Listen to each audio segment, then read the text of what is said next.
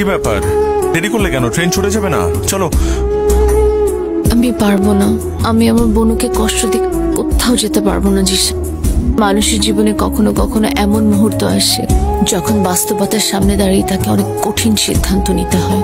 আমার বাবা মা মারা যাওয়ার পর আমার বোনও আমাকে এক মুহূর্তের জন্য তার চোখের আড়াল হতে দেয়নি। জানো, আমার বোনের জীবনে একটা প্রেম এসেছিল, তার লাইফে তার একজন ভালোবাসার মানুষ ছিল।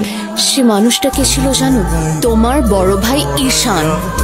সে আমার বোনের সাথে চিট করেছে, সে দিব্যি বাইরে সংসার করছে, আর আমার বোনও আমাকে নিয়ে একা একা বেঁচে আছে। যে মানুষটা জীবনে এত কষ্ট পেয়েছে তাকে আমি আর নতুন করে কোনো কষ্ট দিতে পারবো না জিশান। তুমি আমাকে ভুল বুঝো না জিশান, সরি, আমাকে মাফ করে দিও।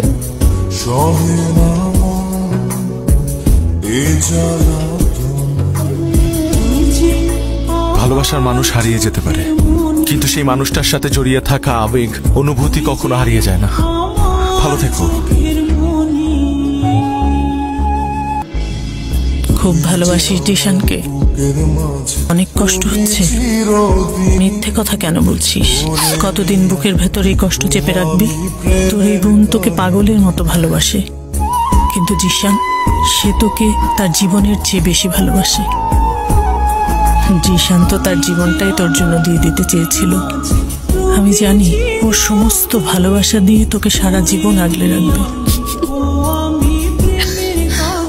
এক্সকিউজ মি, জি প্লিজ একটু চেক করবেন মিস্টার জিশান আহমেদ, ওনার ক্যাবিন নাম্বারটা কত? ওয়েট ম্যাম, দেখছি। ম্যাম, ওনার তো আজকে সকালে ডিসচার্জ হয়ে গেছে।